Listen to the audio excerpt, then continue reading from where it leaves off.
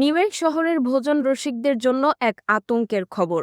Norma নেমের একটি জনপ্রিয় ইতালীয় রেস্তোরাঁয় ডিনার করতে গিয়ে এখন শত শত মানুষ মারাত্মক ছোঁয়াচে রোগ হাম বা মিজলস সংক্রমণের ঝুঁকিতে রয়েছেন। স্বাস্থ্য বিভাগ থেকে জারি করা হয়েছে রেড অ্যালার্ট। একজন আক্রান্ত ব্যক্তি সেখানে বসে খাবার খাওয়ার কারণেই ছড়িয়েছে এই আতঙ্ক। আপনি বা আপনার পরিচিত কেউ কি সম্প্রতি সেই এলাকায় ছিলেন? এই ভাইরাস কতটা ভয়াবহ হতে পারে এবং বর্তমানে স্বাস্থ্য কর্মকর্তাদের পরামর্শ কি তা নিয়ে বিস্তারিত থাকছে এলিস চৌধুরীর রিপোর্টে।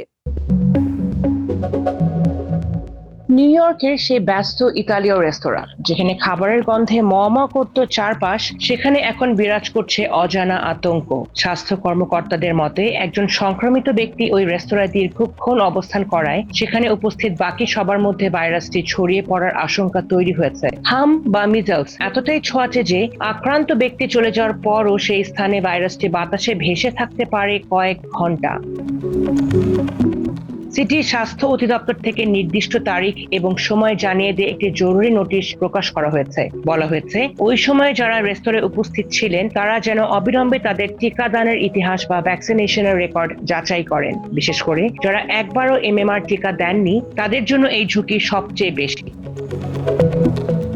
এই রোগটি কেবল শিশুদের জন্য নয়, বড়দের জন্য হতে পারে সমান প্রাণঘাতী। সংক্রমণের প্রাথমিক লক্ষণগুলো নিয়ে বিশেষজ্ঞরা বলছেন তীব্র জ্বর, কাশি, চোখ লাল হয়ে যাওয়া এবং শেষে শরীরে লালচে র্যাশ বা দানা দেখা দেওয়া। তবে সবচেয়ে ভয়ের বিষয় হলো উপসর্গ প্রকাশের 4 দিন আগেই একজন আক্রান্ত ব্যক্তি অন্যের শরীরে ভাইরাসটি ছড়িয়ে দিতে পারেন। স্বাস্থ্য বিভাগ সাফ জানিয়ে দিয়েছে যদি কারো মাঝে এসব লক্ষণ দেখা দেয় তবে সরাসরি ক্লিনিকে না গিয়ে আগে ফোনে যোগাযোগ করতে, যেন অন্য রোগীরা সুরক্ষিত থাকে।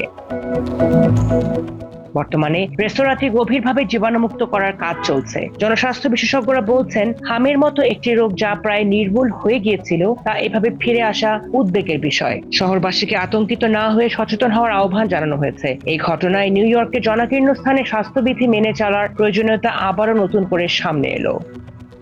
Alice Chowdhury, America Bangla.